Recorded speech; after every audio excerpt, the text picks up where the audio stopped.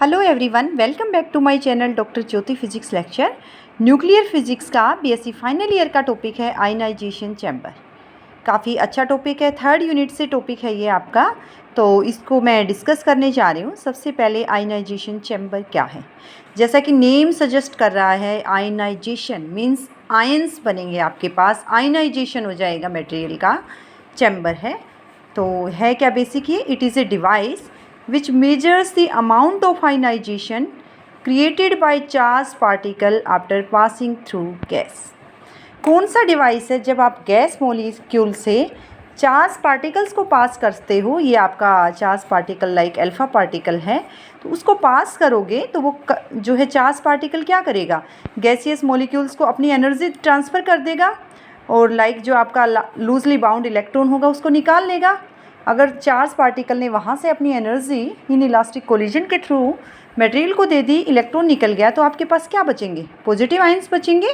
तो आपके पास मटेरियल का क्या हो जाएगा, गैसियस मॉलिक्यूल से लाइक मटेरियल में आयनाइजेशन।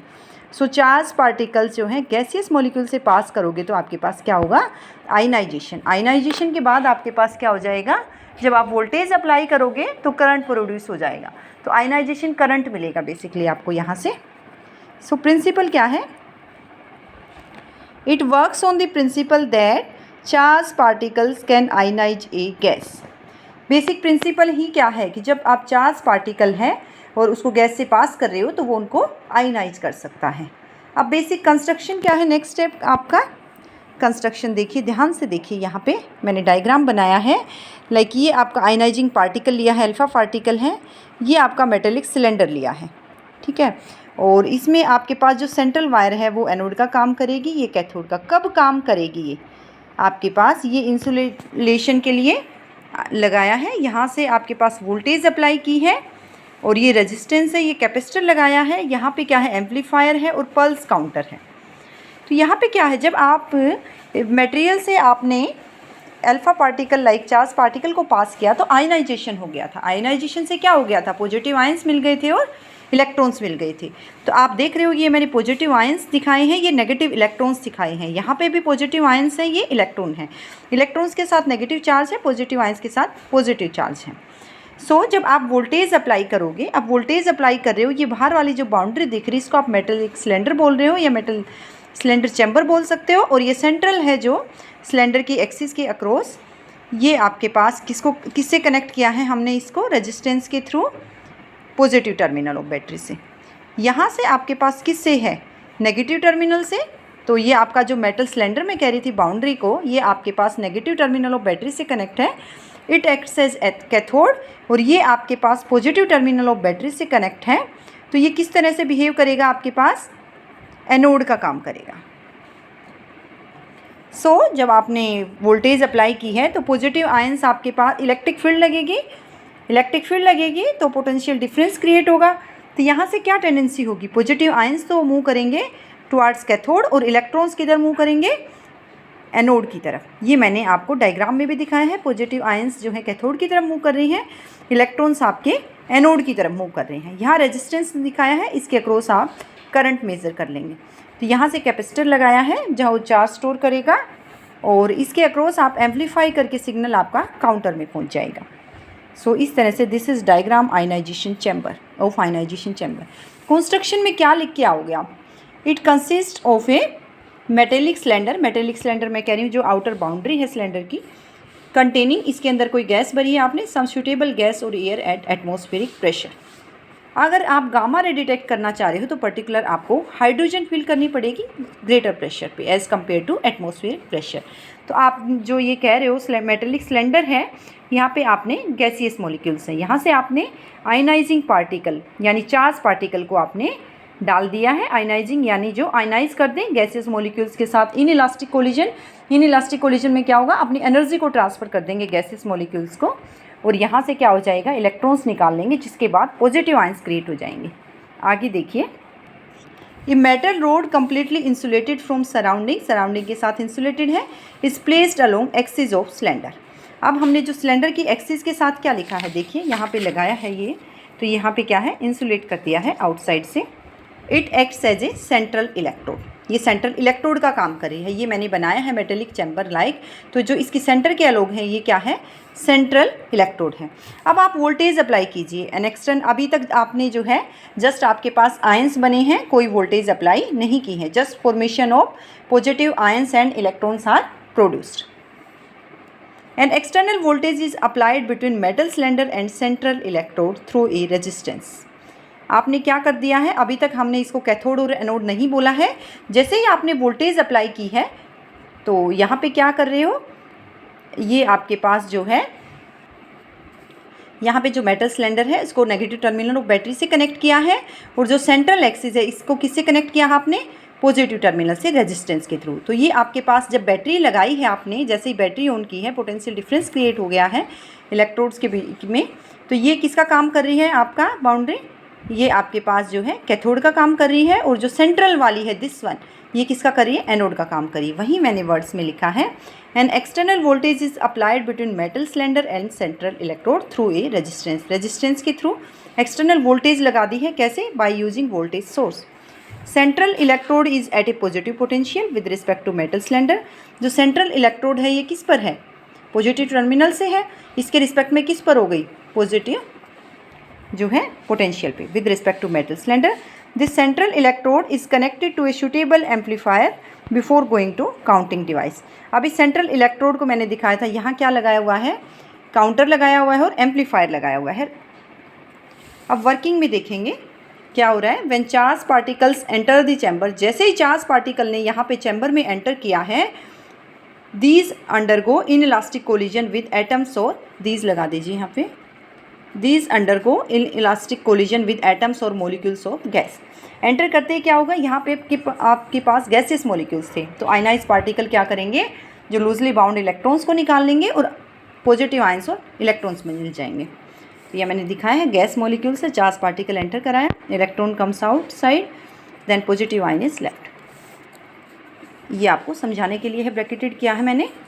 सो क्या है, विद एटम्स और molecules of gas and ionize them, that results in formation of positive ions and electrons.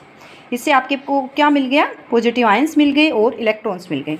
इसके बाद क्या है, these electrons and holes, holes किसको कह रहे हो आप, पॉजिटिव आयंस को, ये क्या करेंगे, recombine to form neutral atoms in absence of electric field. अब आपने जो है एक्सटर्नल इलेक्ट्रिक फील्ड अभी अप्लाई नहीं की है, क्या करेंगे, इलेक्ट्रॉन और होल बन गए, जो बाकी के गैसेस मॉलिक्यूल्स हैं उनके साथ भी ये कोलाइड करते रहेंगे, और आप क्या करना शुरू कर देंगे, उनसे अलग इलेक्ट्रॉन होल्स मिले आपस में रिकम्बाइन करना स्टार्ट कर देंगे। यानी इलेक्ट्रॉन और होल का फिर से जो हमारे पास गैसेस मॉलिक्यूल्स थे, न्यूट्रल थे, आयनाइज्ड पार्टिकल यानी जो आयनाइज कर्स के चार्ज पार्टिकल पास किया था, उसके बाद formation of positive ions and electrons हो गए थे।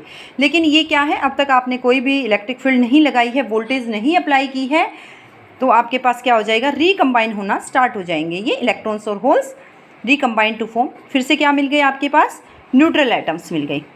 Late us see what happens after applying electric field. So no current will flow through the gas. अब क्या है, गैस मॉलिक्यूल से कोई भी करंट फ्लो नहीं कर रहा है। वोल्टेज अप्लाई करने के बाद क्या रहा, on applying voltage between the electrodes, यानी आपके पास पोटेंशियल डिफरेंस आ गया इलेक्ट्रोड्स के बीच में। Positive ion start moving towards cylinder electrode, यानी जो कैथोड है, and negative ions towards central electrode. ये मैंने डायग्राम में भी दिखाया था। पॉजिटिव आयंस जैसे ही वोल्टेज अप्लाई की, कैथोड की तरफ भागना स्टार्ट कर दिया, नेगेटिव आयंस जो इलेक्ट्रॉन्स कह रहे हो जिनको, वो एनोड की तरफ मूव करना स्टार्ट कर दिया। तो इसको मैंने वर्ड्स में लिख दिया है, सेंट्रल इलेक्ट्रोड, एनोड। अब क्या होगा, इलेक्ट्रॉन की जो है ड्रिफ्ट, जब आप इलेक्ट्रिक फील्ड अप्लाई कर रहे हो तो जो इलेक्ट्रॉन वेलोसिटी एक्वायर करेंगे that is known as drift velocity. So electrons drift with speed of 10⁻⁶ centimetre per second. ये क्या होता है, वेलोसिटी, जो drift velocity inversely proportional to mass होती है। जितना ही मास लाइटर पार्टिकल होंगे, ड्रिफ्ट वेलोसिटी उतनी क्या होगी, ज़्यादा होगी। इलेक्ट्रॉन्स जो हैं, नेगेटिव इलेक्ट्रॉन्स काफ़ी लाइट पार्टिकल होते हैं, तो इनकी ड्रिफ्ट वेलोसिटी भी क्या होगी, ज़्यादा होगी as compare to positive ions, while positive ions drift very slowly. A small current starts flowing through the resistor. अब आपके पास आप इलेक्ट्रिक फील्ड अप्लाई कर चुके हो, तो जो है करंट स्टार्ट हो गया है रजिस्टर से फ्लो करना। करंट स्टार्ट हो गया तो आपके पास जो एम्पलीफायर के होते हुए रेडिएशन आपको डिटेक्ट करने लगोगे, आयनाइजेशन करंट मिलने लगेगा। The size of output current pulse depends upon number of initially produced ion. तभी तो आपको करंट मिलेगा ना, लाइक ये पल्स है आपकी, तो ये पल्स तभी मिलेगी ना जब आपके पास करंट मिल रहा है। करंट कब मिल रहा है? जब आपने पॉजिटिव और नेगेटिव आयंस पर वोल्टेज अप्लाई कर दी है। सो अगर आपके पास आयंस ही नहीं होंगे तो करंट भी नहीं मिलेगा। तो ये किस पे डिपेंड करेगी? आउटपुट करंट पल्स, इसको पल्स बोल रहे हो, depends upon number of initially produced ions. ये ग्राफ देखते हैं, इसके बाद क्या बिहेवियर रहता है ओवरऑल। ये आयनाइजेशन करंट है, ये अप्लाइड वोल्टेज है। ये क्या करेगा? इनिशियली तो आपके पास फॉर्मेशन ऑफ आयंस हैं और आपका करंट इंक्रीज़ करने लगेगा वोल्टेज अप्लाई के साथ, फिर इंक्रीज़ करता जाएगा और एक स्टेज ऐसी आ जाएगी जब करंट आपका सैचुरेट करना स्टार्ट कर जाएगा। यानी स्टार्टिंग में आपके पास क्या हो रहा है, यहाँ पे कम है आयनाइजेशन करंट। ये जो गैस फील्ड डिटेक्टर है उसमें फर्स्ट और सेकंड स्टेज होती है कि फर्स्ट आपके पास रिकम्बिनेशन हो जाता है। तो रिकम्बिनेशन हो रहा है तो नेट आपके पास पॉजिटिव आयंस और इलेक्ट्रॉन्स, तो जब वोल्टेज कम है तो कम ही है ना, कम ही करंट मिल रहा है। अब आपके पास क्या हो जाएगा, जैसे ही ज़्यादा वोल्टेज अप्लाई कर रहे हो तो रिकम्बिनेशन ऑफ इलेक्ट्रॉन्स एंड जो पॉजिटिव आयंस का स्टार्ट हो गया था कम वोल्टेज की वजह से, वो कम हो जाएगा और करंट आपका इंक्रीज़ करता चला जाएगा। करंट इंक्रीज़ करने लगा यानी आपके पॉजिटिव और नेगेटिव आयंस आपके इलेक्ट्रोड्स की तरफ मूव कर रहे हैं। पॉजिटिव आयंस कैथोड की तरफ, नेगेटिव इलेक्ट्रॉन्स जिनको कह रहे हैं आयंस को, वो आपके एनोड की तरफ, और करंट मिलता जाएगा। लेकिन एक स्टेज ऐसी आ जाएगी जब रिकम्बिनेशन होगा ही नहीं, सारा का सारा आपको करंट मिल जाएगा। This one is called saturation current. और ये पॉइंट क्या है वोल्टेज की, इसके कोरस्पॉन्डिंग वैल्यू, इसको आप प्लेटो रीजन कहते हैं जब आपका ये कॉन्स्टेंट रीजन हो जाता है। अब इस पी पॉइंट को भी डिस्कस करेंगे, किस पर डिपेंड करेगी अप्लाइड वोल्टेज, यानी आपको कितनी ऐसी वोल्टेज चाहिए कि आपका करंट सैचुरेट कर जाए। As voltage applied between electrodes is increase further, ions move faster and rate of recombination decreases and height of in output pulse increases। वहीं लिखा है, फिर से हमने वोल्टेज इंक्रीज़ की तो जो रिकम्बिनेशन ही हो रहे थे, वापस एटम्स बन रहे थे, वो आपके पास क्या हो जाएगा, डिक्रीज़ कर जाएगी। रेट ऑफ रिकम्बिनेशन आपके पास डिक्रीज़ कर गया तो हाइट ऑफ आउटपुट पल्स यानी करंट आपको ज़्यादा मिल गया। यानी वो आयंस आपके इलेक्ट्रोड्स की तरफ गए और वहाँ से आपको रेजिस्टेंस के अक्रॉस करंट मिला और जो है आयनाइजेशन करंट फाइनली आपको मिल गया। And height of output pulse increases, ये हाइट इंक्रीज़ कर गई, यही तो हाइट है ना आउटपुट पल्स की। इस पॉइंट पे देखो तो इतनी ही हाइट है, इस पॉइंट पे देखो तो ये वाली हाइट है। ओके, वर्ड्स में ऐसे लिख रहे हैं इसको। At point P applied voltage is sufficiently strong to prevent the recombination of ions. यानी पी पॉइंट जो हमारा है, इस पर वोल्टेज इतनी सफिशिएंट हो गई है कि यहाँ रिकम्बिनेशन ऑफ आयंस है ही नहीं। यानी जो चार्ज पार्टिकल आपका गैस मॉलिक्यूल से पास करने के बाद पॉजिटिव आयंस और नेगेटिव जो है आयंस, जिनको आप इलेक्ट्रॉन्स कह रहे हो, मिले थे, तो वो आपस में रिकम्बाइन होना स्टार्ट हो गया था जब वोल्टेज नहीं थी। लेकिन इतनी सफिशिएंट वोल्टेज हो जाती है आपकी पी पॉइंट पर कि रिकम्बिनेशन प्रोसेस बिल्कुल ही स्टॉप कर जाती है और आपके पास सारा का सारा आयनाइजेशन करंट मिल जाता है। So at point P, applied voltage is sufficiently strong to prevent the recombination of ions। ये देखिए at point P, this value of current is called saturation current। यानी ये जो करंट है आपका जहाँ जाके मैक्सिमम हो गया है, इस पॉइंट पर जो करंट मिल रहा है वो सैचुरेट कर गया है। इससे आप ज़्यादा कितनी वोल्टेज अप्लाई कर लो, इससे ज़्यादा करंट आपको नहीं मिलेगा। वोल्टेज क्या चाहिए इसके कोरस्पॉन्डिंग, कितनी वोल्टेज चाहिए? The voltage required to attain this saturation current यानी एट पॉइंट P पर depends on intensity of nuclear radiation. जो रेडिएशन आप इंटेंसिटी ऑफ न्यूक्लियर रेडिएशन की इंटेंसिटी पर डिपेंड करेगा। At saturation average ionization current क्या होता है? सेचुरेशन पॉइंट पर, ये सेचुरेशन पॉइंट कह रही हूँ मैं, आयनाइजेशन करंट क्या है? N इंटू ई।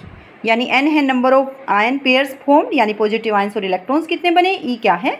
इलेक्ट्रॉन पर चार्ज है। अब इसकी एक लिमिटेशन भी रही है, वो क्या रही है?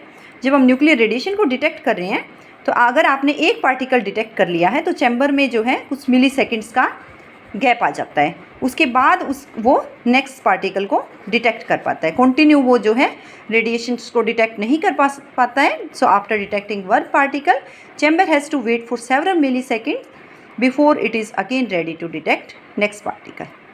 तो this is all about ionisation chamber. Okay, thank you.